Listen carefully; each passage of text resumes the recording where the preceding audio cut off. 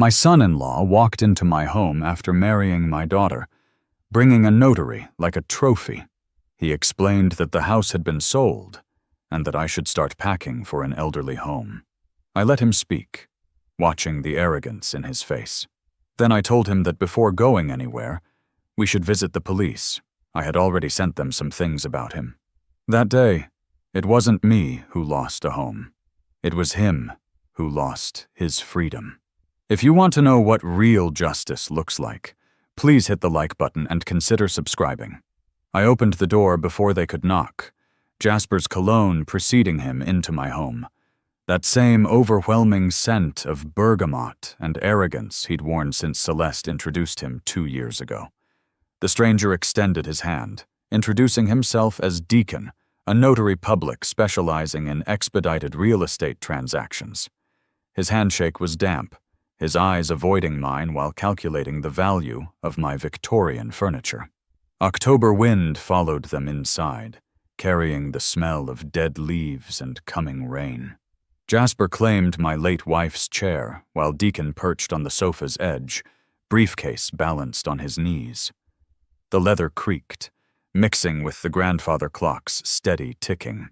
"We just sold this house," Jasper announced, pulling documents from Deacon's briefcase with theatrical flair. "You are moving to a house for the elderly." The words hung like smoke in the air, his use of "we" assuming my colonial home was already his property. Deacon spread papers across my coffee table, fingers moving with practiced efficiency. The documents rustled like autumn leaves, covered in dense text meant to fool the unwary. I let silence stretch uncomfortably, watching Jasper's confidence flicker like a candle in the wind. "Great," I said finally, my voice carrying 30 years of practiced calm from managing funeral arrangements. "Let's go to the police station first. They are very interested in what I sent them about you." The temperature seemed to drop 10 degrees. Deacon's hand froze halfway to another document, his confidence evaporating. A passing car's headlights swept across the wall like a searchlight finding its target. Jasper's face cycled through confusion, anger, and fear before forcing out a laugh like breaking glass. Through the dining room archway, I saw movement. Iris pressed against the wall, breathing shallow and quick. 29 years old, with a younger emotional understanding, which made Jasper's actions even more monstrous. The notary started gathering papers with shaking hands, but Jasper grabbed his wrist, holding him in place. The wedding band on his finger, less than 4 hours old, caught the lamplight like a weapon. I remained seated, hands folded, letting them marinate in confusion, while the grandfather clock counted seconds like a judge's gavel. Through the window, neighbors' lights flickered on, attracted by the Mercedes at an unusual hour. "What did you tell them?" Jasper's voice strained, his salesman's polish cracking. His cologne mixed with fear sweat no expensive fragrance could hide. His free hand moved to his phone, probably hoping to delete evidence, not knowing it was too late. Deacon tried pulling away, muttering about reviewing with his supervisor, but Jasper's grip held firm. I stood slowly, my 71 years making the movement dramatic, and walked to the window. Maple trees cast shadows in streetlight, October leaves rustling in cool breeze. "Before we discuss houses," I said, watching curtains twitch across the street, "perhaps you'd like to explain what you've been giving Iris when Celeste is away." The words landed with deliberate vagueness, but heavy implication. Deacon's briefcase hit the floor with an echoing thud, papers scattering across hardwood. The following silence charged with electricity like air before thunderstorms. I turned to face them, seeing Jasper's mask slip completely, revealing something that would have frightened me if I hadn't been preparing. Iris had been coming to my room at night, confused and scared, talking about special vitamins that made her sleepy, about waking up sore, about Jasper saying this helped the family. Horror built slowly over weeks, confirmed by body changes she didn't understand, by the pregnancy test I'd convinced her to take, by the awful truth that my son-in-law was worse than a gold digger. "You're insane," Jasper said without conviction, eyes darting to where Iris had been. Floorboards creaked as she retreated to his voice. "Celeste will never believe your sick fantasies." He stood abruptly, yanking Deacon up, but hadn't denied anything, just attacked credibility. I pulled out my phone, feeling its weight like a weapon. "She doesn't have to believe me. She just has to listen to her sister."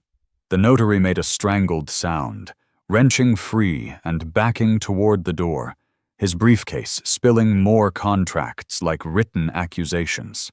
Jasper stepped toward me, then stopped, calculating whether 71-year-old bones would solve problems or create new ones. The lamp flickered, casting predatory shadows on his face. He glanced at windows, at neighboring houses, at witnesses surely watching, realizing he was trapped. "We should discuss this privately," he said, shifting to negotiation mode. But I'd spent years arranging funerals, knowing when someone tried burying what wouldn't stay dead. Privacy? I laughed for the first time since my wife's funeral. "You came here at night, after marrying my daughter, with a notary and fraudulent papers, trying to steal my house and dump me in a nursing home, and now you want privacy." Each word carried through old windows to whatever audience gathered in darkness. "The only private thing left is which police station you prefer. They're both very interested in what I sent them." The notary fumbled with the door handle, breathing rapid and shallow. Jasper remained frozen between fight and flight, his wedding suit looking more like costume than formal wear. Footsteps upstairs meant Celeste was waking to discover her 5-hour marriage already destroyed. "This isn't over," Jasper said, trying to salvage authority, but we both knew it was. What's done in darkness has found its light. I watched them stumble out, Deacon running to his car while Jasper stood by his Mercedes, looking up at the master bedroom where Celeste's silhouette appeared. I closed the door to find Iris at the stairs' foot, hands protective over her stomach, tears streaming but expression oddly peaceful. "Did I do something wrong, Dad?" She has asked the same question since age 5. I pulled her into a hug, feeling her tremble against her favorite purple sweater. "No, sweetheart, you did nothing wrong." Celeste's footsteps descended, heavy with recognition. Outside, Jasper's car idled in the driveway, caught between the house he'd tried to steal and the future he'd lost. The grandfather clock chimed midnight, marking the end of Celeste's wedding day and the beginning of something else entirely. Through the window, I could see more lights coming on, the neighborhood awakening to drama it hadn't seen in decades. Tomorrow would bring revelations, confrontations, and the kind of justice that doesn't come from courts, but from truth finally spoken aloud. But tonight, in this moment, I held my daughter and prepared to tell Celeste the words that would shatter her world. "Your husband gave Iris special vitamins. Now there's a baby growing inside her." The memory of 4 months ago played in my mind as Celeste descended the stairs, her wedding dress replaced by the old college sweatshirt she wore when life became too heavy. It had been a Tuesday night in June when Iris appeared in my bedroom doorway at 2 a.m, pajamas soaked with tears and confusion. She'd been holding her stomach, unable to articulate what was wrong, only repeating that Jasper said it was okay, that Celeste wanted this, that the special vitamins would make her smarter and help the family. Celeste reached the bottom step and stopped, eyes moving between Iris and me, reading the scene like a diagnosis she didn't want to make. Through the window, Jasper's Mercedes backed out of the driveway, tires squealing, leaving black marks like signatures of guilt. The sound echoed in the quiet night. Celeste's face had gone pale, wedding makeup now seeming like a forgotten mask, smeared from sleep and dreams about to become nightmares. I guided both daughters to the living room, noting how Iris instinctively moved away from where Jasper had sat. The leather chair still held his body's impression, making Iris shudder. Deacon's dropped contracts lay scattered like crime scene evidence, their official seals mocking in their fraudulence. Celeste picked up pages with trembling hands, recognizing forged signatures, falsified documents claiming I'd already signed over power of attorney. "Dad, what's happening?" Celeste's voice came out small, younger than I'd heard since her mother's funeral. The room felt smaller, walls pressing in with secrets about to be exposed. Jasper's lingering cologne mixed with coffee, creating a nauseating combination. The recording on my phone waited like a loaded gun. Iris's confused voice describing pink pills that tasted like candy, blue ones that made her dizzy, special tea that made her sleep so deeply she couldn't remember what happened after. I played it for Celeste, watching her face crumble with each word. The doctor in her cataloged symptoms, even as the sister broke apart. Iris described waking up sore, confused about different clothes, marks on her skin. Jasper telling her she was being good, helping the family in ways she didn't understand. When Iris's recorded voice mentioned vitamins to help make a baby for Celeste, because she couldn't have one herself, Celeste rushed to the bathroom, retching echoing through the house. The June night when Iris first came to me began my investigation. I'd hired a private investigator the next day, a former cop specializing in sensitive family matters. What he'd uncovered over 3 weeks made my blood run cold. Other women with cognitive disabilities in different cities, all connected to Jasper during his business travels, all left pregnant and confused, their families' assets mysteriously depleted. 3 confirmed cases, possibly more, stretching back 5 years. Celeste returned, face washed but eyes red-rimmed, and sat in her mother's chair. The wooden frame creaked, a familiar sound wrong in this unfamiliar situation. She looked at Iris with new eyes, seeing not just pregnancy but violation, systematic manipulation of someone who trusted everyone, because she didn't understand some people were capable of calculated cruelty. "There's more," I said, pulling out the hidden folder. Papers documented Jasper's pattern across states, medical records showing his vasectomy 5 years ago, right before his hunting began. He was sterile by choice, using donor sperm to impregnate victims, selecting samples with genetic markers for disabilities to ensure ongoing medical expenses he could exploit. Each page was another nail in her marriage's coffin, evidence that the man she'd loved was a monster wearing charm. The front door rattled suddenly, Jasper's key turning before remembering I'd changed locks that afternoon. His frustrated pounding followed, shouting about his rights as Celeste's husband, about community property, calling his lawyer. The sound was aggressive, desperate, nothing like the smooth talker who'd charmed into our family. Porch lights came on across the street, the audience growing for Jasper's unwitting performance. "Celeste, I know you're in there." Jasper's voice carried through the door, switching from anger to manipulation. "Your father is having some kind of episode. He's making wild accusations. We need to get him help before he hurts someone." The irony wasn't lost on us. Iris whimpered at his voice, pressing closer to me, and that sound finally broke through Celeste's last defenses, her face hardening with resolve. She walked to the window instead of the door, looking at her husband of less than 6 hours without romance's filter. He stood on the lawn, wedding suit disheveled, cell phone pressed to ear, probably calling reinforcements. Streetlights illuminated him like stage lighting, while neighbors likely recorded on their phones. "He told me he couldn't have children," Celeste said quietly, breath fogging glass. "Showed me medical records proving sterility from childhood illness. Said it's why his first marriage ended." She laughed bitterly. Her hand went to her stomach, mirroring Iris's gesture, making the connection that she too might carry a stranger's child.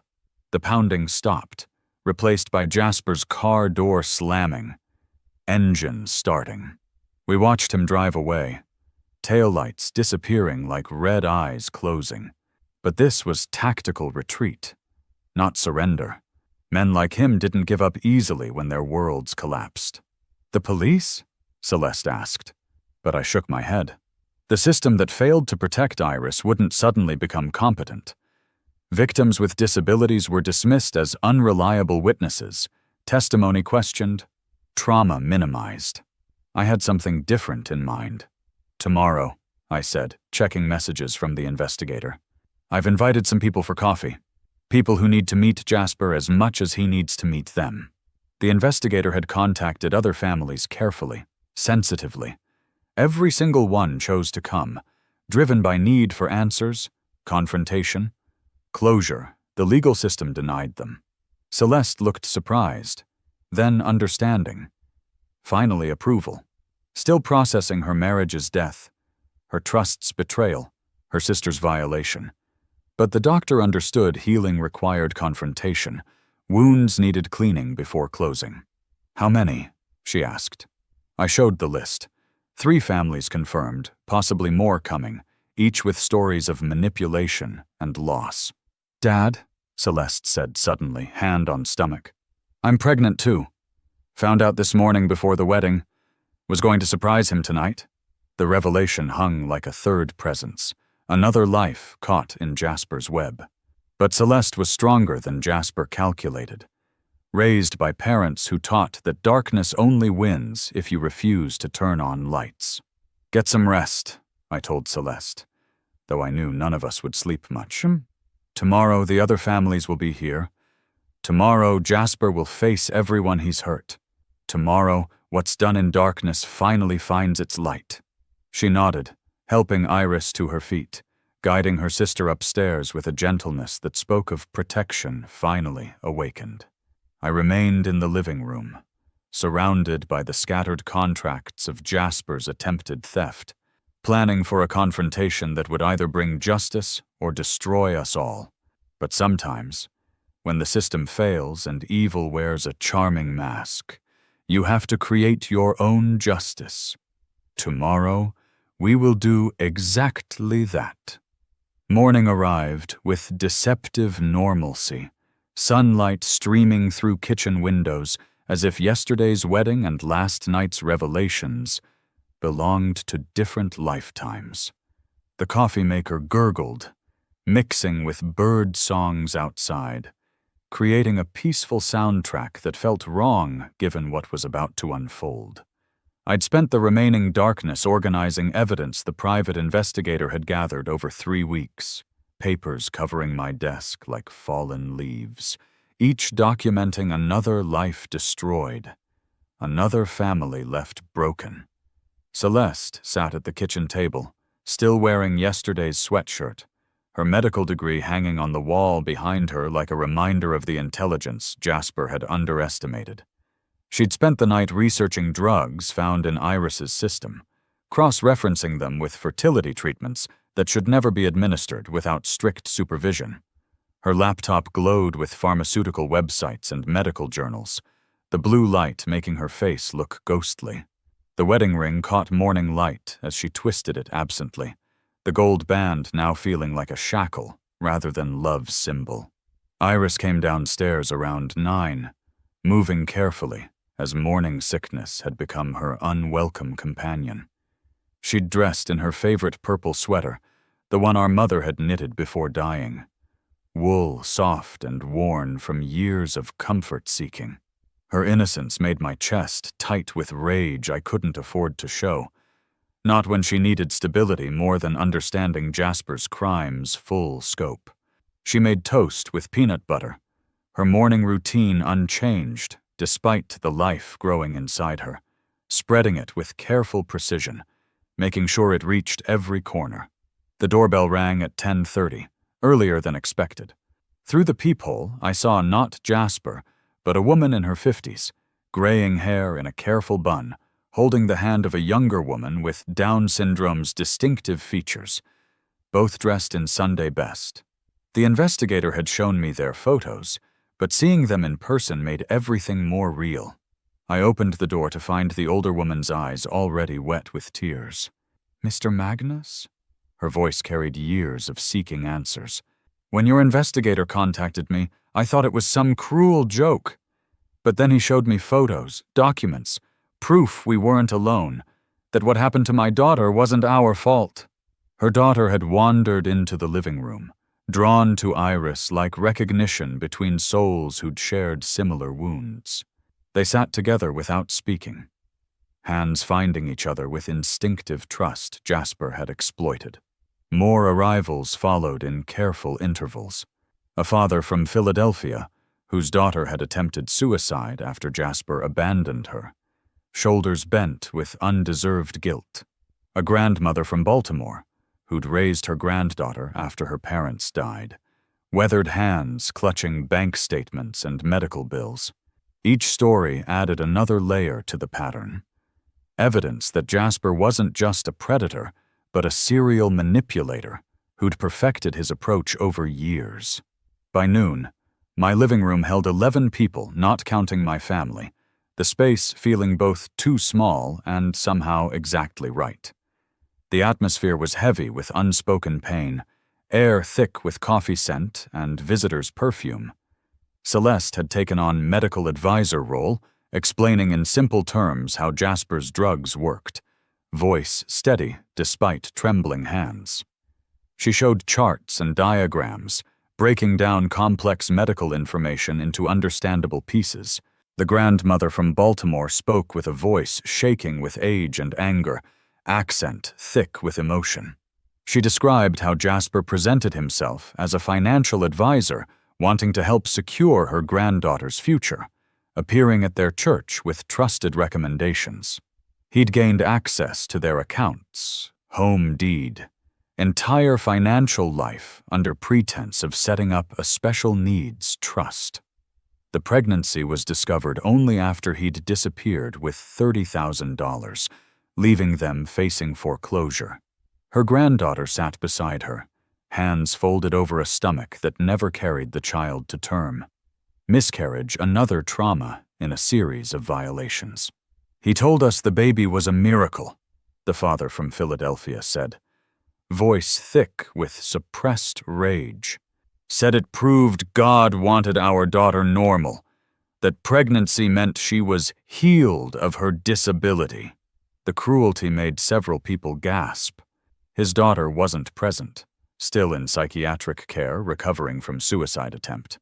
But he'd brought her journal, pink cover worn from repeated reading, pages filled with confusion about the nice man who'd promised to make her smart. I stood to address the group, feeling unwanted but necessary leadership weight. Afternoon sun slanted through windows, creating patterns like prison bars on the floor. The plan formulated during sleepless nights seemed both simple and dangerous, requiring Jasper to return, which he surely would, arrogance and greed stronger than survival instinct.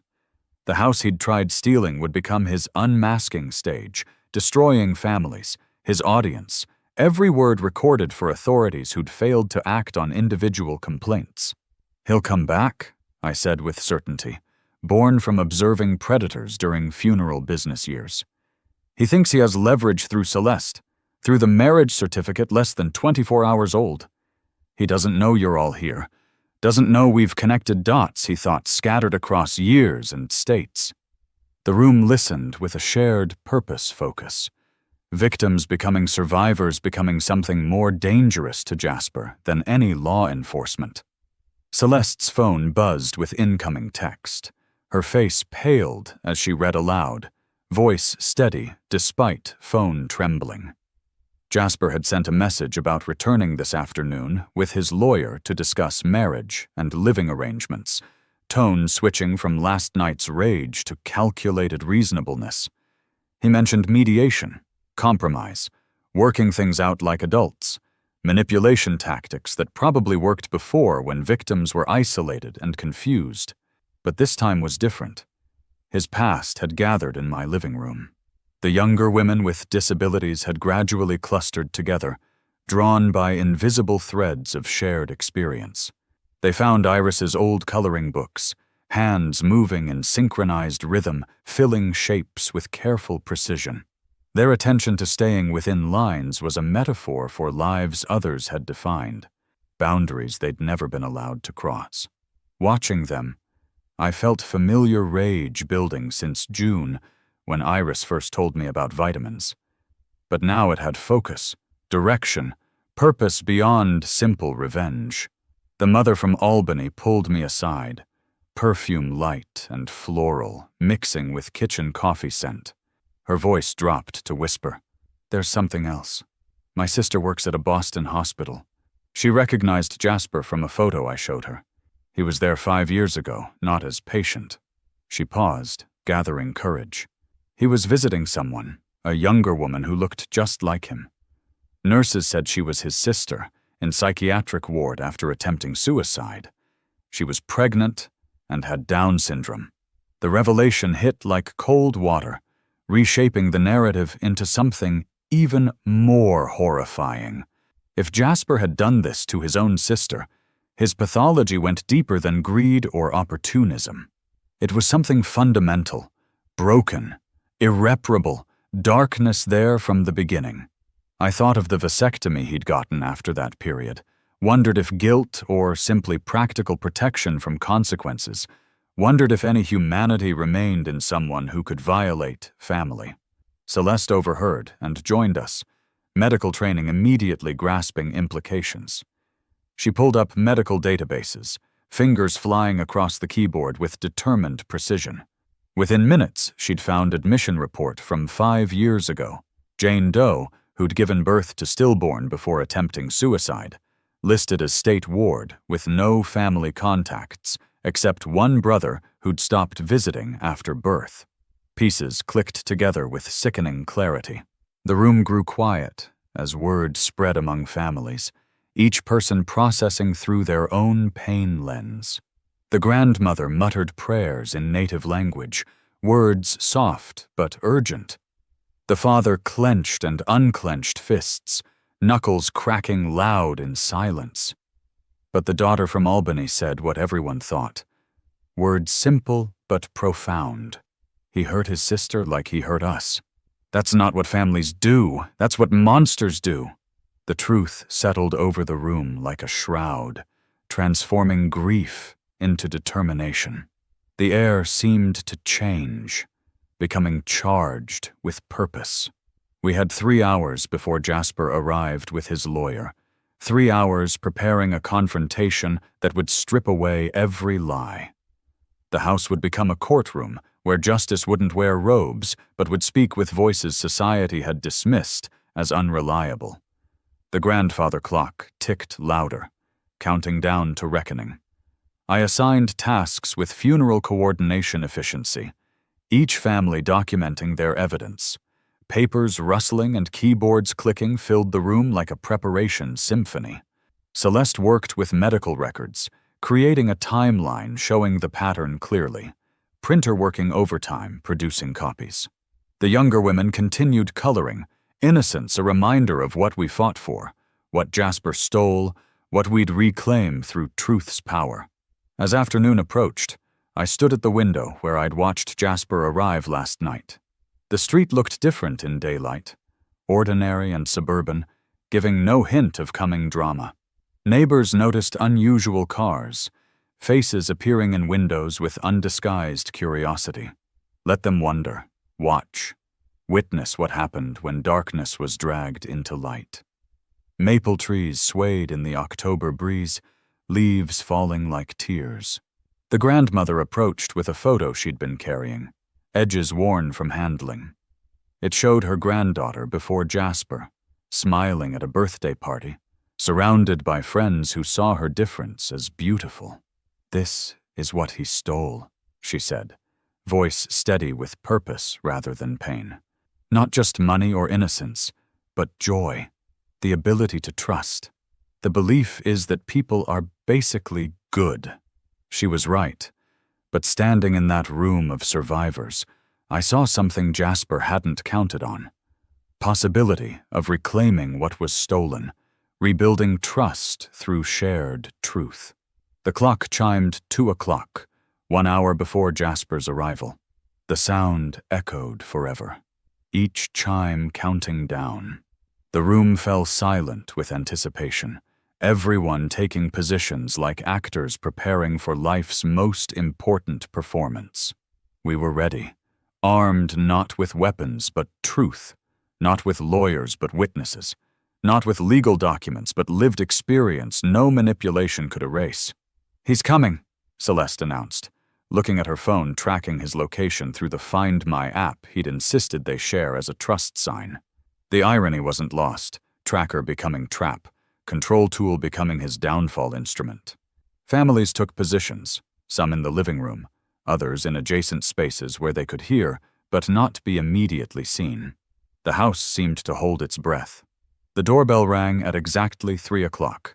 Jasper always punctual when thinking he was winning. The sound echoed through the house like a death knell.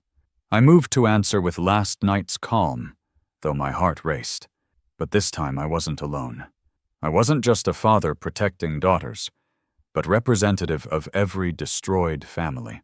The door opened, revealing Jasper in a fresh suit. Confidence restored. Lawyer beside him with a briefcase of arguments never to be made.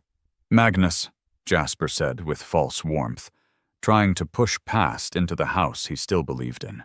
"Let's discuss this like civilized people. I'm sure we can arrange something working for everyone." Behind him, his lawyer nodded, calculating billable hours for negotiation that would never happen. I stepped aside, letting them enter, watching Jasper's face as he took in the crowded living room. Unexpected faces, women looking too familiar, families he'd thought scattered and silenced forever. "Hello, Jasper. Remember us? You said you loved my daughter. Said the baby was a blessing.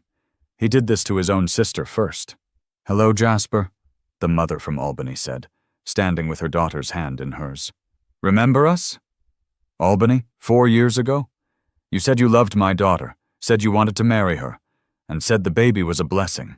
The color drained from Jasper's face as recognition dawned, as the past he'd thought was buried rose from its grave. His confident smile faltered, then crumbled entirely. "You told us she was special, that you'd take care of her forever. Then you disappeared with our savings and left her pregnant with a child that wasn't even yours. He did this to his own sister first." The transformation in Jasper's face was immediate and complete, like watching a mask crack and fall away in slow motion. His lawyer, a thin man in an expensive suit, took an instinctive step backward, his polished shoes scraping against the hardwood floor. The sound seemed to echo in the suddenly silent room, mixing with the ticking of the grandfather clock that counted out seconds, like a judge's gavel. The confidence that had carried Jasper through the door evaporated as more faces emerged from the dining room and kitchen, each one a chapter from his past he'd thought closed forever. The daughter from Albany stood up from the couch where she'd been sitting with Iris, her movement drawing Jasper's attention like a magnet. The coloring book fell from her lap, pages scattering across the floor in a rainbow of careful work, each page a small masterpiece of concentration and care. She pointed at him with the directness that her disability allowed, free from the social constraints that might have held others back. Her voice carried across the room with devastating clarity when she spoke words her mother had helped her understand and prepare. The simple accusation hung in the air like smoke from a fire that had been burning for years. The grandmother from Baltimore emerged from the kitchen, her granddaughter beside her, both wearing the same expression of controlled fury.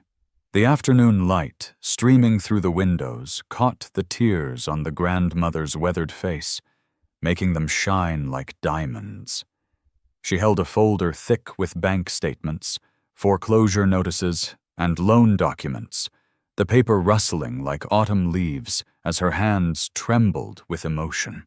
The evidence of financial devastation was written in the deep lines around her eyes, in the way her granddaughter stood slightly behind her, as if still seeking protection from a world that had proven cruel. The father from Philadelphia stepped forward from his position by the window, his shadow falling across Jasper like a judgment.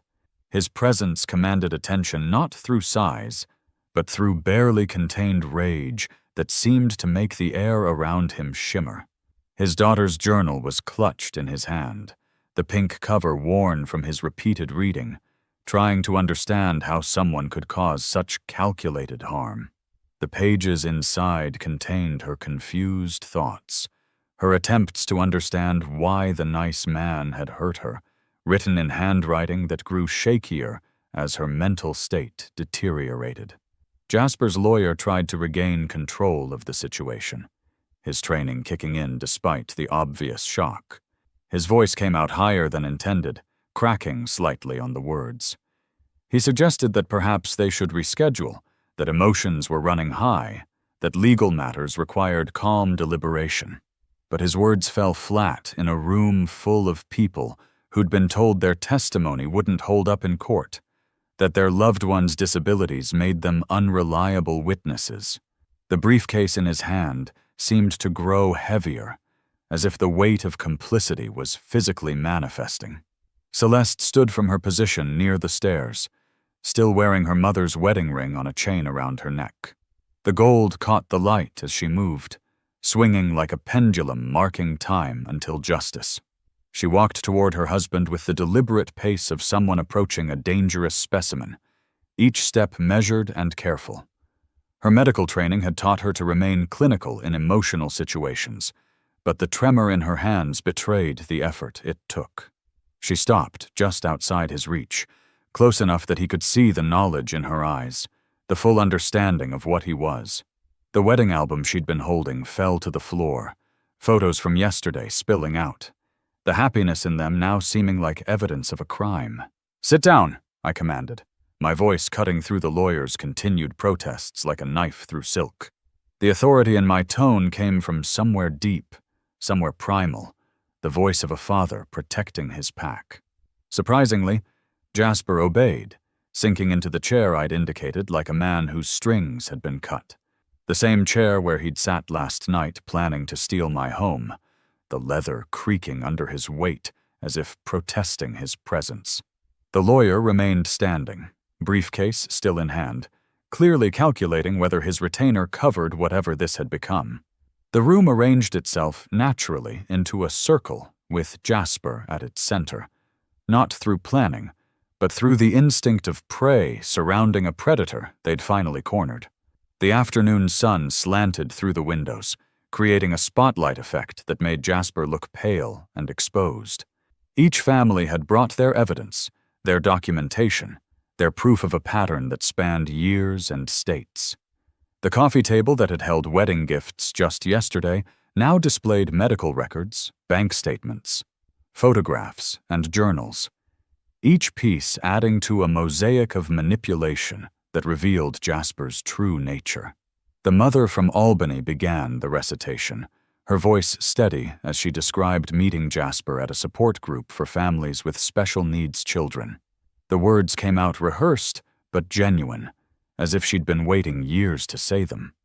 She explained how he'd presented himself as a widower whose late wife had Down syndrome, how he'd understood their struggles in ways that seemed too good to be true.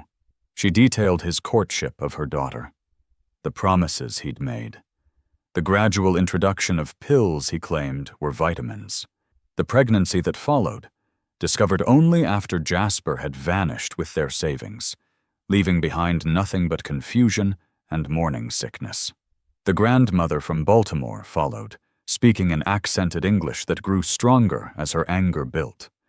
Her voice carried the weight of generations, of ancestors who'd survived worse, but never imagined this. She described Jasper's appearance at their church's disability ministry, his generous donations that had earned the pastor's trust and recommendation. Her granddaughter had been volunteering in the nursery, loving babies with the pure joy of someone who didn't understand she'd never have her own.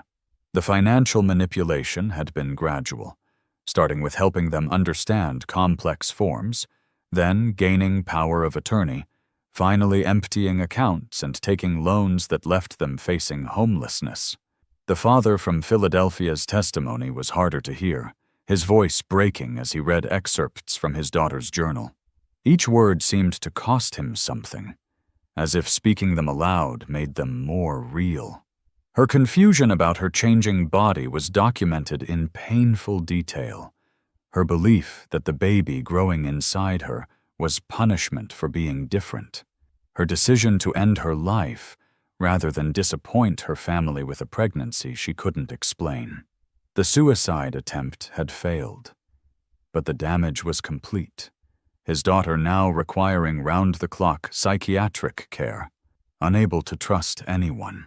Throughout these recitations, Jasper remained silent, his face cycling through expressions like a slot machine seeking a winning combination, but finding none.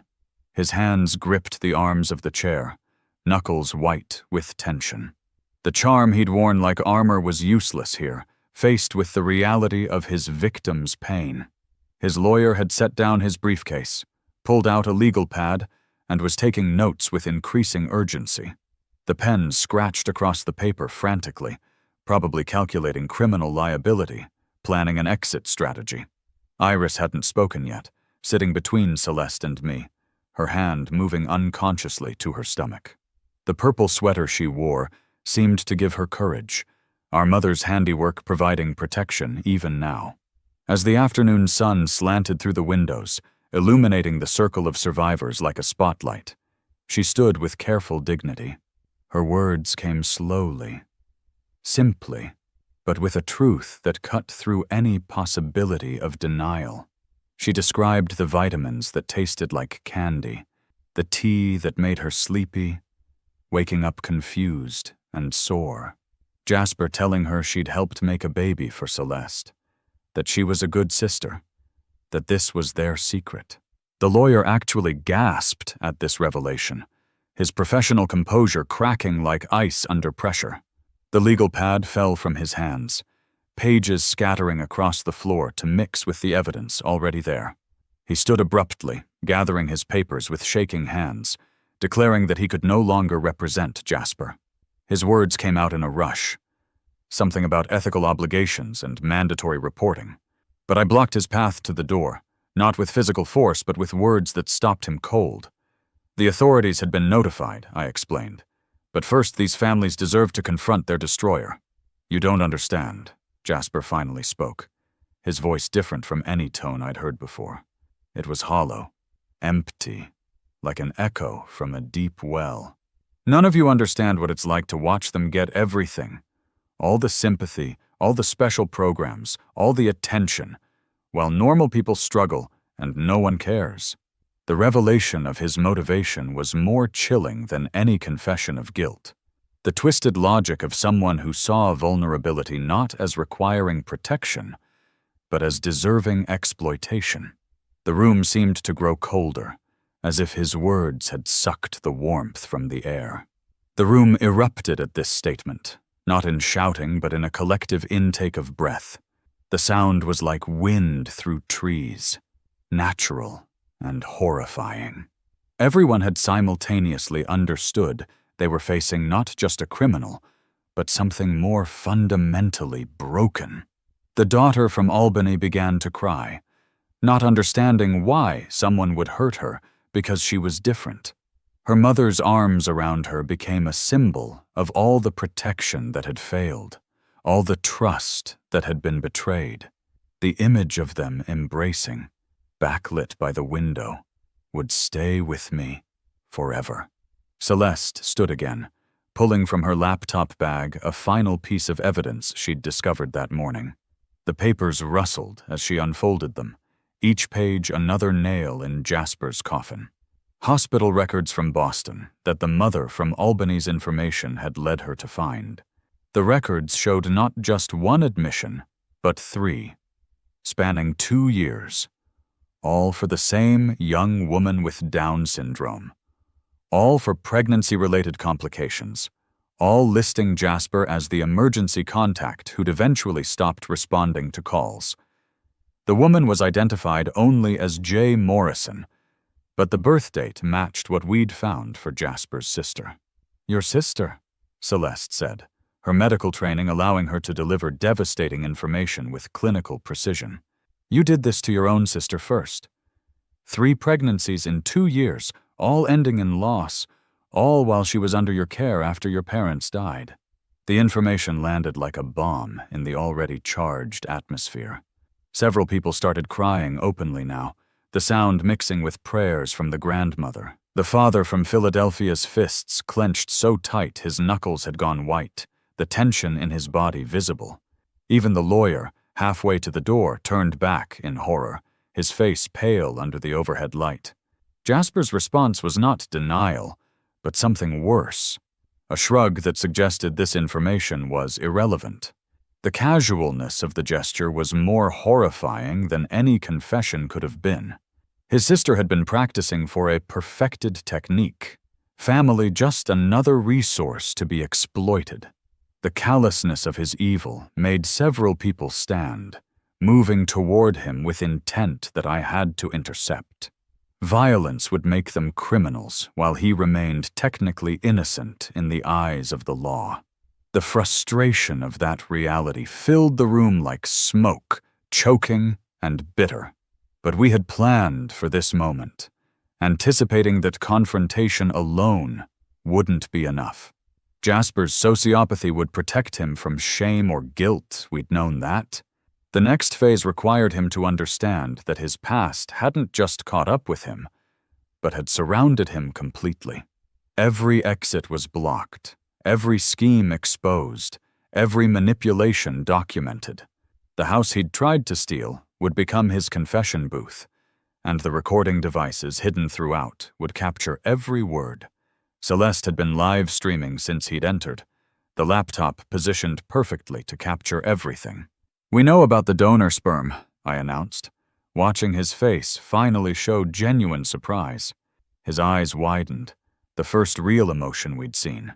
"We know about the fertility clinic in Newark, where you purchased samples specifically selected for genetic abnormalities, where you used fake medical credentials to access materials that required a physician's authorization. The investigation had been thorough, the private detective worth every penny. The paper trail Jasper had thought too complex to follow actually led directly back to him through a maze of false identities that all shared telltale similarities. This revelation changed everything for the families. The final piece that explained why the children born from these violations often had additional challenges. Why the medical bills were so overwhelming. Why Jasper had been so confident that paternity tests would never lead back to him. He'd weaponized reproduction itself, turned the creation of life into an instrument of torture. The evil of it was so calculated, so thorough, that even saying it aloud seemed to poison the air. The grandmother's granddaughter, who'd been silent throughout, suddenly spoke in a voice clear and strong. She described remembering the clinic visits, the nice nurse who'd held her hand while Jasper talked to the doctor. Him saying it was like planting a garden, that something beautiful would grow. Her innocence in recounting these memories made them more damning than any prosecutor's closing argument. The jury of his victims needed no further evidence to reach their verdict. Outside, the sound of cars arriving indicated that the second wave of families had found the courage to come. Those who'd initially been too frightened or ashamed to join the confrontation, but had been watching the live stream Celeste had started. The house filled with more witnesses, more evidence, more voices adding to the chorus of accusation. The walls seemed to expand to accommodate them all, as if the house itself wanted to witness this moment. Jasper's isolation was complete. Sitting in that chair like an island surrounded by the flood of consequences he'd thought would never reach him. The lawyer had given up any pretense of representing Jasper, instead positioning himself as a witness. His phone was out and recording, probably creating his own insurance against future liability. When Jasper looked to him for help, the lawyer simply shook his head. As the afternoon wore on, more stories emerged, each adding another layer to the pattern. Some families had only recently discovered the pregnancies, others had been dealing with the aftermath for years. But all shared the common thread of Jasper's manipulation, his targeting of the vulnerable, his use of their disabilities against them.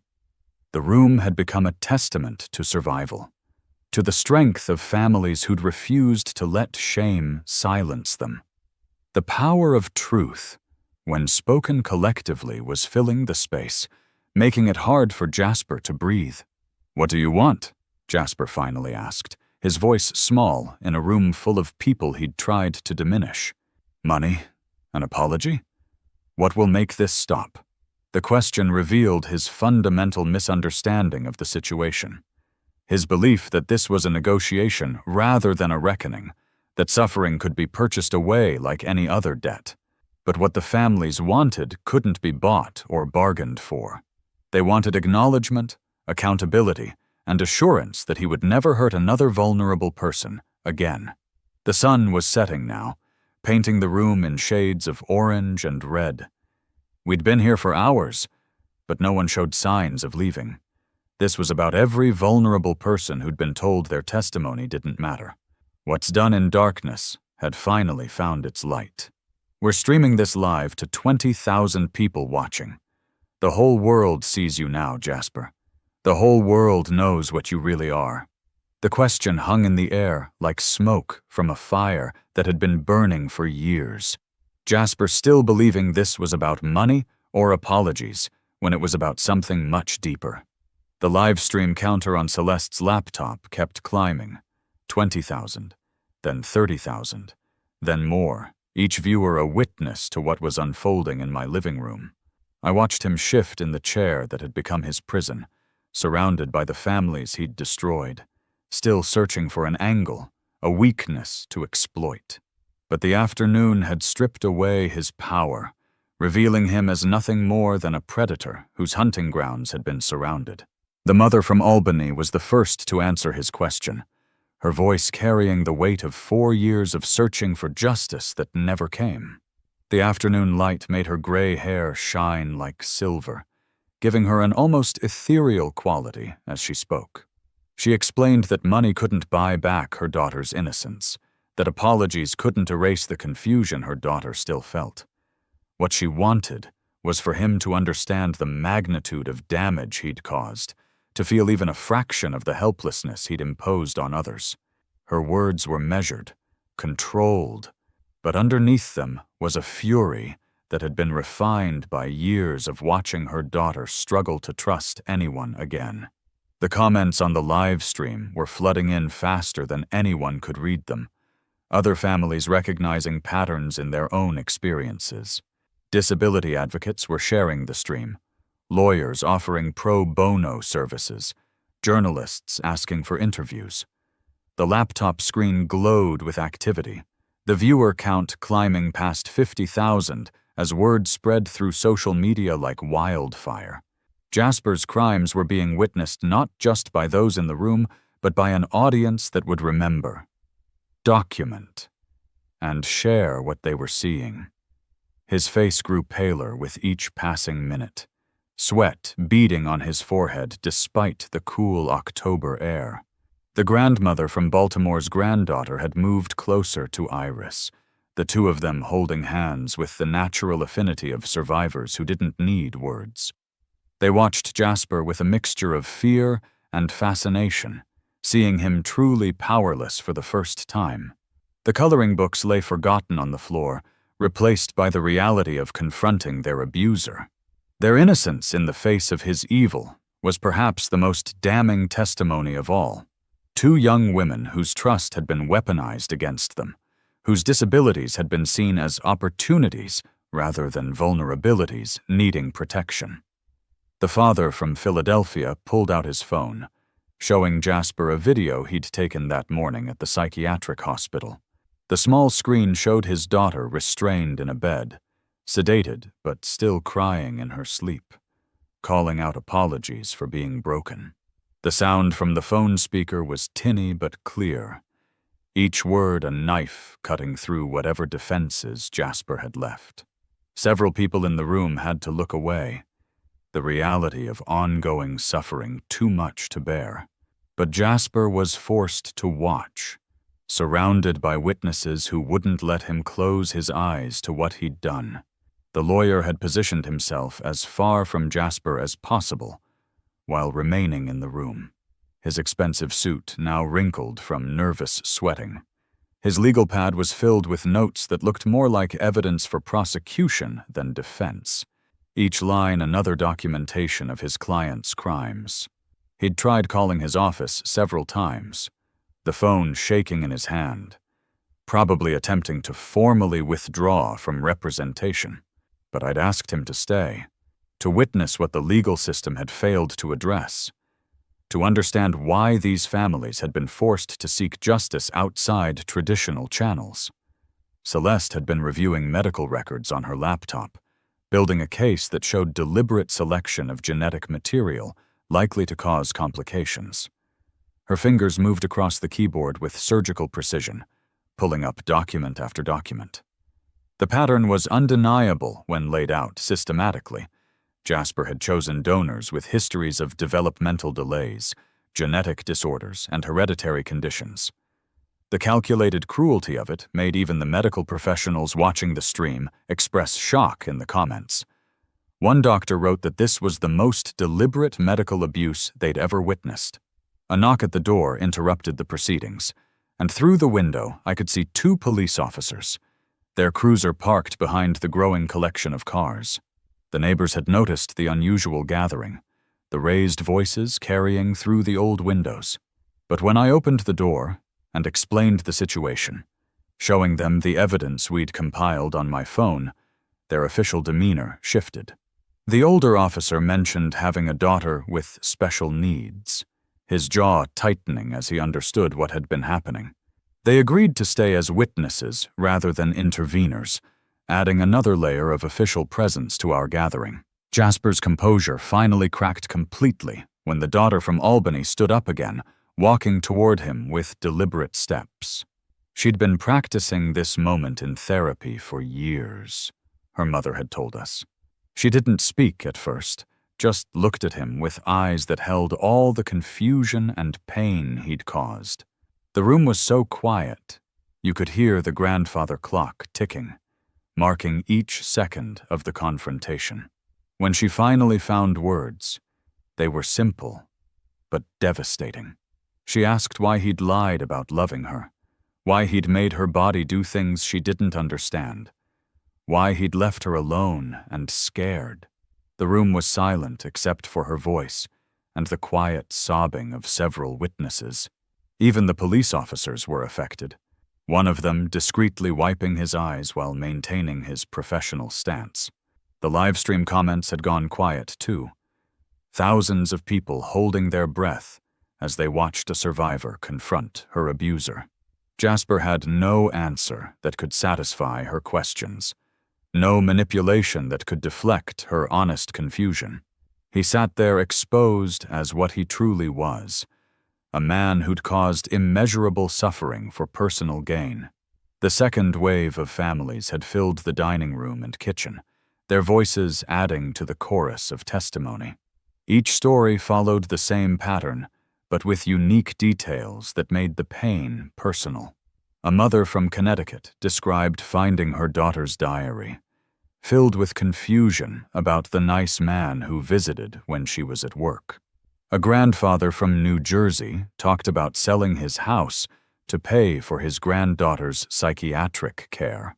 The house seemed to expand to hold all their pain, all their anger, all their need for justice. Iris had been quiet throughout most of the confrontation, but as evening deepened, she found her voice again. She stood beside me, her hand in mine for support, the purple sweater giving her strength. She spoke directly to Jasper about the baby growing inside her, the life he'd created through deception and violation. She didn't understand all the medical terms or legal implications, but she understood that he'd lied to her. Her words carried a purity of truth that cut through any remaining pretense. The live stream viewer count hit 100,000 as her testimony went viral. Celeste pulled up a final document on her laptop, projecting it onto the wall using a device she'd brought from her office.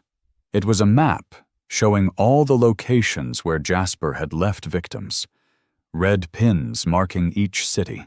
The visual representation of his crimes was staggering, a constellation of pain spread across the eastern seaboard. Some pins had dates going back 7 years, showing this wasn't a recent development, but a long-term pattern. The grandmother from Baltimore crossed herself at the sight, muttering prayers in her native language. The older police officer stepped forward, his notebook out, officially documenting what he was witnessing. His pen moved steadily across the page, recording everything, even though this wasn't a formal investigation yet. He asked Jasper if he wanted to make a statement, following protocol even in this unconventional situation. Jasper's response was to demand a lawyer, seemingly forgetting that his lawyer was still in the room, still refusing to represent him. The irony wasn't lost on anyone, a predator suddenly concerned with legal rights while surrounded by people whose rights he'd violated. The grandmother from Baltimore had been translating for other immigrant families who'd arrived, victims from communities even more reluctant to come forward. Their presence added another dimension to Jasper's crimes, showing how he'd deliberately targeted communities less likely to report. The translator's voice was steady, but filled with anger, as she conveyed stories of families who'd lost everything. One family had been too ashamed to tell relatives back home, suffering in silence until today. Their courage in coming forward despite cultural barriers made the room feel sacred somehow. As the hour grew late, some of the younger victims began showing signs of distress, the prolonged confrontation overwhelming their ability to process. Their caregivers moved to comfort them, offering water and soft words of reassurance. But they refused to leave, understanding somehow that this moment was important, that their presence was their testimony. The daughter from Albany had curled up on the couch, her head in her mother's lap, but her eyes remained fixed on Jasper. Even in exhaustion, she wouldn't look away from the man who'd hurt her. But there would be no escape. Not tonight. Not ever again. I'd made sure of that by sending copies of all our evidence to multiple law enforcement agencies earlier that day. The emails had been carefully crafted, with Celeste's medical documentation attached, the private investigator's report included. I'd also sent everything to journalists at major newspapers, to advocacy groups, to anyone who might ensure that Jasper couldn't disappear. The network we'd built in just 24 hours was stronger than anything he'd constructed over years of deception. The police officers had called for backup, not to arrest anyone yet, but to ensure the situation remained controlled. Through the window, I could see more cruisers arriving, their lights off, but their presence unmistakable. The street outside was filling with cars, neighbors gathering on their lawns despite the cool evening air. The quiet suburban neighborhood had become a theater where justice was being performed for all to see. News vans were setting up at the corner, reporters preparing for live broadcasts. The mother from Albany's daughter had fallen asleep on the couch, exhausted by the emotional weight of the day. Even in sleep, she seemed more peaceful than her mother had seen her in years, as if confronting Jasper had lifted a weight. Other victims showed similar signs of relief. Speaking their truth in front of witnesses had been cathartic. The healing wouldn't be immediate or complete, but it had begun in this room. The grandmother from Baltimore was holding her granddaughter, rocking slightly as they both cried quiet tears of release. Jasper made one last attempt at manipulation, suggesting that he was sick, that he needed help, that prison wouldn't solve anything. His voice had taken on a whining quality, like a child caught in a lie. But the families weren't buying what he was selling anymore, recognizing the performance for what it was. The father from Philadelphia responded with controlled fury, pointing out that his daughter was in therapy, that all the victims needed treatment. Jasper's sudden concern for mental health was just another form of exploitation, using their compassion against them one more time. The streaming numbers had reached 200,000 viewers, the comment section a flood of support for the families. The confrontation had become a catalyst for broader conversations about protecting vulnerable populations, about believing victims, about systems that enabled predators. What had started as one family's search for justice had become a movement. Celeste had been contacted by 3 major news networks, all wanting exclusive interviews. She declined them all, saying this moment belonged to the survivors, not the media. Celeste had been coordinating with medical professionals watching the stream, building a comprehensive medical case. The evidence was overwhelming when presented systematically, each piece supporting the others. She worked with the same focus she brought to saving lives in the emergency room, except now she was saving her family. The laptop screen showed message after message from doctors offering to testify, to provide expert witness testimony. The medical community was rallying around the victims, offering resources and support. As midnight approached, the energy in the room shifted from confrontation to resolution. The families had said what they needed to say, witnessed what they needed to witness. Jasper sat deflated in his chair, no longer attempting to manipulate or escape, finally understanding that his past had caught up with him completely. The man who'd walked into this house last night believing he owned it was now owned by the truth of his crimes. His shoulders had slumped, his expensive suit wrinkled and stained with sweat. The older officer formally announced that Jasper was being detained for questioning, reading him his rights in a steady voice. The words had an official weight that made several people cry with relief. The validation they'd been denied for years finally arriving. As the officers led Jasper away, he looked back once at the room full of people he'd tried to destroy. But instead of victims, he saw survivors. Instead of targets, he saw witnesses. Instead of vulnerable people, he saw an unbreakable community. The families began to disperse slowly, exchanging contact information written on scraps of paper and napkins. They made plans to support each other through whatever legal proceedings would follow, creating a schedule of who would attend which hearings. The connections formed in this room would last long after tonight, a network of understanding and support that Jasper had inadvertently created. They were no longer isolated in their pain, no longer silenced by shame. What's done in darkness has indeed found its light. The whole world watched Jasper. The whole world knows. You're finished. The house felt different after the police took Jasper away, like a battlefield after the fighting had stopped. The lingering scent of too many people in one space mixed with coffee and fear sweat, creating a smell I'd never forget. Families lingered in small groups, reluctant to leave the site of their first victory. The living room that had been a courtroom just hours ago was now transforming into something else, a sanctuary where survivors could process what had just happened. Coffee cups and water glasses scattered on every surface told the story of a vigil that had lasted all day. Celeste sat at the kitchen table with her laptop, the screen's blue glow illuminating her exhausted face. She was coordinating with the lawyers who'd volunteered their services after watching the stream, building the legal case that would ensure Jasper couldn't escape justice. Her wedding ring lay beside the computer, the gold band catching the overhead light like a tiny spotlight on her failed marriage. She worked with the same intensity she brought to medical emergencies, though her hands shook slightly as she typed. The evidence she was compiling would be irrefutable, speaking for victims who'd been told their testimony wouldn't be enough. The mother from Albany and her daughter had stayed, sitting with Iris in what had become an impromptu support group. The 3 women had pulled cushions from the couch onto the floor, creating a small circle of safety. The daughter from Albany was showing Iris her collection of comfort items, small stuffed animals and smooth stones she carried in a worn purple bag.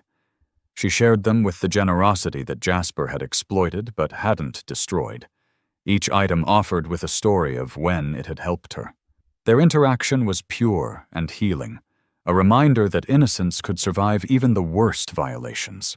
The doorbell rang again, and this time it was a woman I didn't recognize, middle-aged with graying hair and eyes that held a familiar pain.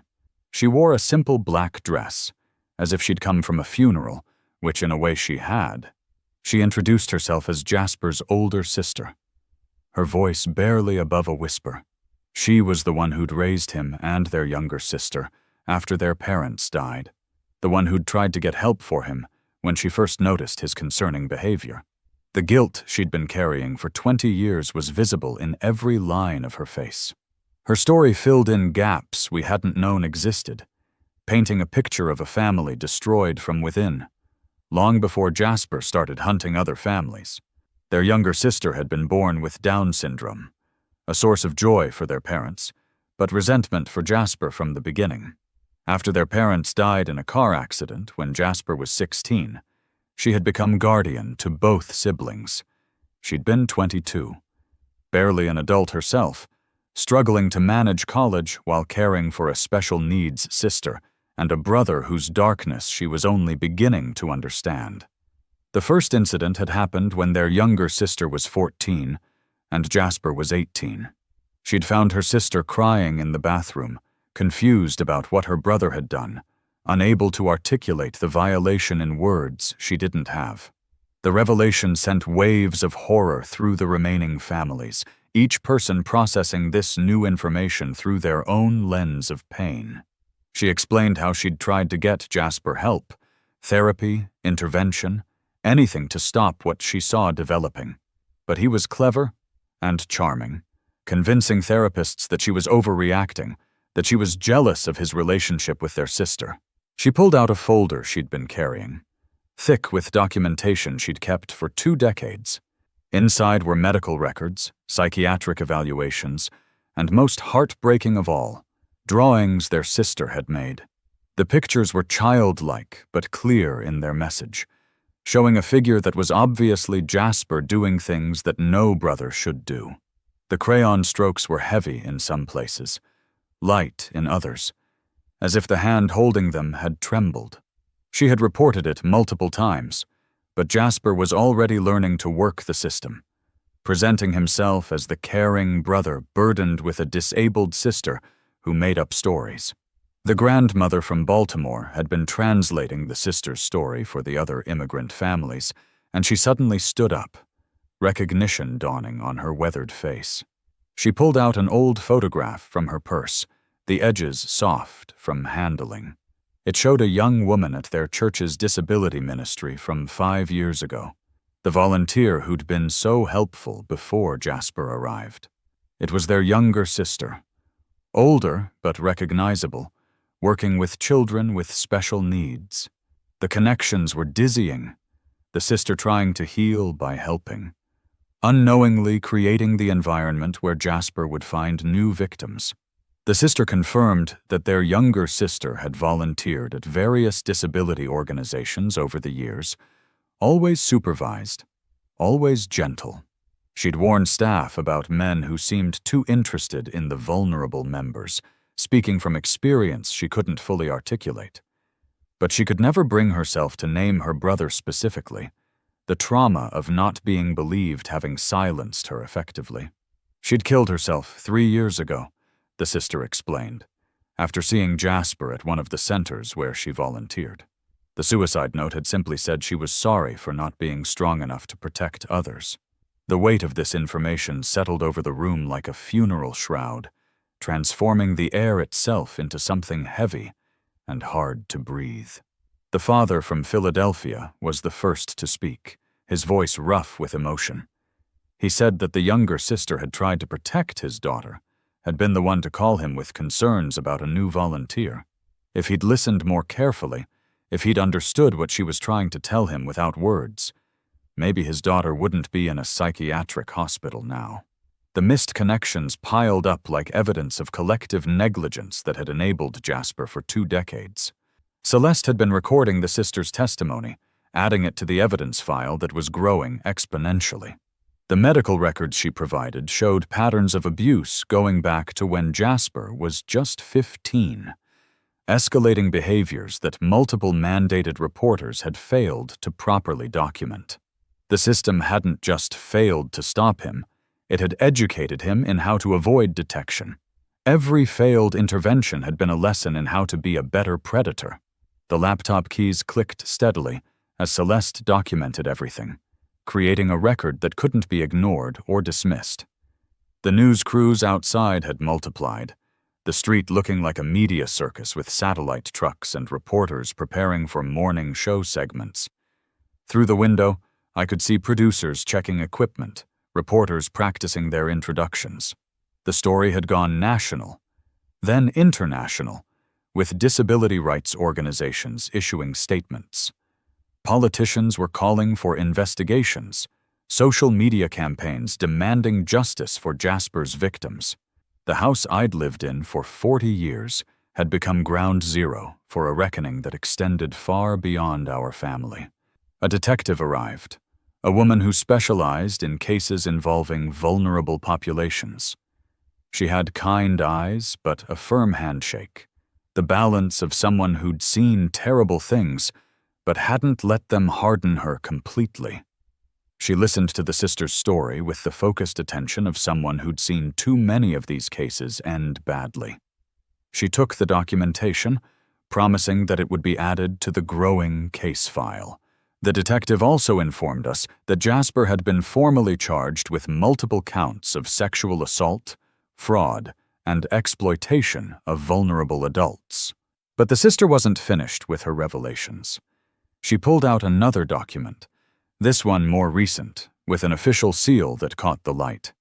It was a power of attorney Jasper had tried to get her to sign just 6 months ago, claiming it was for their sister's estate. He'd said there were benefits they hadn't claimed, money that could help with her struggling finances as a single mother. But she had recognized the manipulation, the same tactics he'd used 20 years ago. Now she understood he'd been trying to access their sister's disability benefits. One more resource to exploit, even after death. Iris had been listening to the sister's story with intense concentration, her hand still resting protectively on her stomach. She suddenly stood up and walked to the sister, taking her hand with the simple directness that characterized all her interactions. The two women stood there for a moment, connected by a grief that transcended words. Iris told her that her sister sounded nice, that she would have liked to meet her, that sometimes angels had to leave early because the world was too hard for them. The innocence of her comfort made the sister break down completely, sobbing in a way that suggested she'd been holding these tears for years. The streaming audience had reached over 300,000 viewers, with comments pouring in from survivors around the world. The chat moved so fast, it was impossible to read. A river of support and shared pain.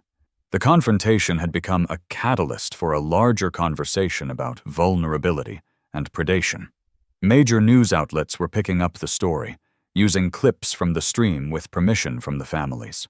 What had started as one family's search for justice had become a movement that would outlive this moment. The daughter from Albany had fallen asleep again, curled up on the couch with her head in her mother's lap. Even in sleep, she seemed different, lighter somehow, as if confronting Jasper had lifted a weight. The mother stroked her daughter's hair, whispering prayers of gratitude that they'd found this community. Other families showed similar signs of relief mixed with exhaustion. The grandmother from Baltimore was on her phone, talking to relatives back home in her native language, finally able to tell the truth about what had happened. The sister pulled out one final item from her folder, a photograph of their younger sister from before Jasper had hurt her.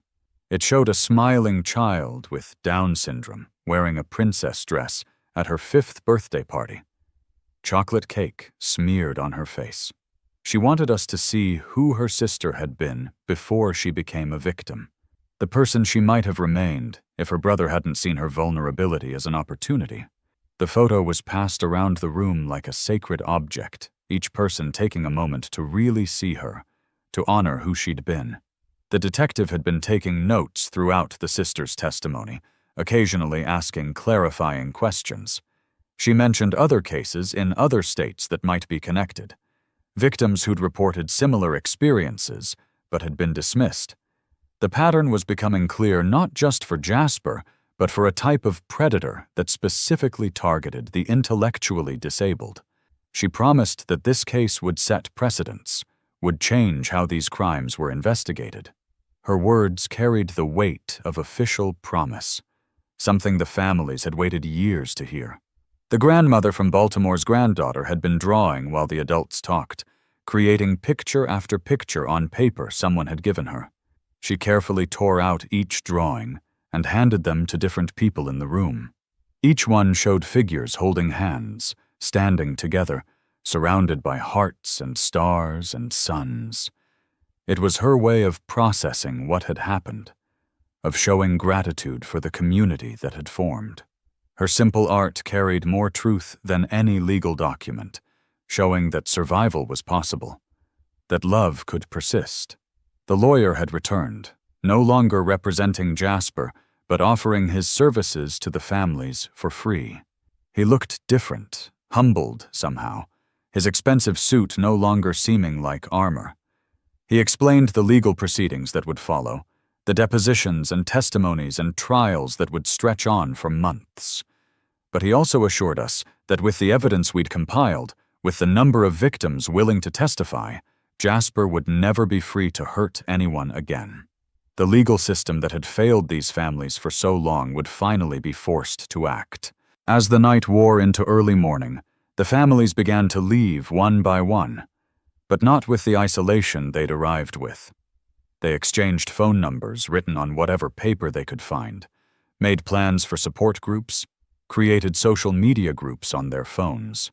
The network Jasper had inadvertently created through his crimes would outlast his imprisonment. What he'd meant for evil had been transformed into something good, connections that would heal, voices that would advocate, survivors who would thrive. Celeste finally closed her laptop, the evidence file complete and sent to multiple authorities. She looked exhausted but determined, already planning the medical support the victims would need. Her own trauma would take time to process, the betrayal of marrying a man who'd violated her sister. But for now she focused on what she could control. The sister was the last to leave. But before she went, she placed the photograph of their younger sister on our mantel. She wanted her to be part of the family that had finally stopped her brother, that had finally achieved the justice she had died believing was impossible. The sun was rising as I finally sat alone in my living room, the same room where Jasper had tried to steal my home just 2 nights ago. The furniture was the same, the walls unchanged, but everything felt different now. The house had become a monument to survival, a testament to the power of truth, spoken collectively. What's done in darkness had found its light, and that light had revealed not just the evil of one man, but the strength of many survivors. Through the window, I could see news vans packing up, the story told, but far from over. 300,000 people watched. 300,000 witnesses. Justice is finally coming. 6 months later, I stood in my living room, watching Iris teach the daughter from Albany how to fold paper cranes. Their babies played at their feet, 2 children born within weeks of each other, innocent of their origins, loved beyond measure despite how they came to be. The afternoon sun streamed through windows that had witnessed darkness, now illuminating ordinary beauty that made my chest ache. Colorful paper covered the floor like confetti at a celebration of survival. Jasper got 47 years without parole. The courtroom had been packed, families sitting together in silent support. More important than his imprisonment was what followed. 7 states changed their laws about testimony from intellectually disabled witnesses. The case became required study at law schools. His name became synonymous with a particular kind of evil, his face a warning posted in disability centers nationwide. Celeste had given birth 3 months ago, raising her daughter with support from our strange new family of survivors. She'd returned to medicine, specializing in trauma care for disabled adults. The wedding dress worn for less than a day raised $15,000 at auction for a foundation in the younger sister's name. Watching Celeste with her daughter, I saw my late wife's strength reborn, resilience that trauma reveals but doesn't create. The house remained mine, but had transformed into something more. Monthly support meetings filled the living room where Jasper had tried to steal my home. The grandmother from Baltimore brought dumplings.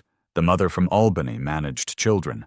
The father from Philadelphia arranged chairs in a circle with no head, because no pain was more important than another's. Jasper's intended stage for triumph had become our foundation for healing. The sister visited weekly, becoming the aunt my daughters never had. We'd created a scholarship in her sister's name at the community college for students with intellectual disabilities. 3 had already graduated, 1 working at Celeste's hospital, proving disability didn't mean inability. Each success felt like the younger sister's legacy living on. The light she'd tried to kindle finally burning bright. Media attention had faded, but changes continued rippling outward. A documentary won an Emmy, proceeds going to victims' funds. Laws changed, policies shifted, training programs implemented. But the real victory was quieter. Iris singing to her son without fear. The daughter from Albany trusts new friends, survivors telling stories without shame, knowing they'd be believed. The younger sister's photograph sat on our mantel beside pictures of my family. Sometimes I talked to her, telling her about the 14 predators caught using investigative techniques from Jasper's case. Men who'd thought vulnerability meant opportunity, now facing justice. Her brother would never hurt anyone again. The darkness he'd spread had been overcome. 1,000 paper cranes covered one wall, every color imaginable. Legend said they'd grant a wish. Ours had been simple: justice. We'd received it through truth, community, and courage, not violence or revenge. Each crane represented healing, small victories over trauma. Visitors asked about them, and we'd tell the story, keeping it alive to protect others. Today, the father from Philadelphia's daughter visited for the first time since psychiatric care. She sat apart, trust still fragile, until Iris's son toddled over with a stuffed elephant, offering it with childhood's pure generosity. She took it gently, tears streaming. The first step in a long journey that wouldn't be lonely. Her father's eyes had aged years, but found peace in justice served, in community found, in healing begun. "You saved us," the mother from Albany said. But I shook my head, gesturing to the room of survivors and children. We'd saved each other, refusing shame's silence, refusing system failures. The grandmother from Baltimore taught dumpling making, passing traditions trauma had interrupted, but not destroyed. The sister read to children, finding healing in nurturing the next generation. The doorbell rang. A young woman with intellectual disabilities and her elderly mother stood outside, holding a newspaper clipping, asking if this was where people like them could find help. We welcomed them, as we'd welcomed dozens before. The cycle continued, each survivor becoming an advocate, each victory enabling the next. Coffee always ready, chairs always had room, stories always believed without question. Evening approached. I stood at the window where I'd first watched Jasper arrive with schemes and lies. The street was peaceful, neighbors who'd once just waved now stopping to really ask how we were. The woman across the street had become our fiercest defender, ensuring no stranger lingered near our meetings. The community that witnessed our confrontation had become our protection. Iris approached her son, this child who existed because of violence, but was raised in love. "Dad," she said with wisdom, her disability never diminished. "The bad man is gone, but we're still here. That means we won, right?" I hugged them both, feeling survival's weight and freedom's lightness. Yes, absolutely yes, we had won. The 1,000 cranes rustled in the breeze, colors catching the day's last light. Each one a prayer answered, a wish fulfilled, a moment darkness failed to win. The house Jasper tried to steal had become a beacon, drawing survivors from isolation into the community. What he meant for evil, we'd transformed into good. What he tried to destroy, we'd rebuilt stronger.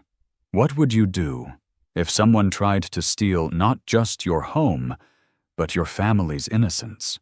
Sometimes justice doesn't come from courts, but from courage. Thank you for witnessing our story. If you know someone who needs to hear it, please share this story to them.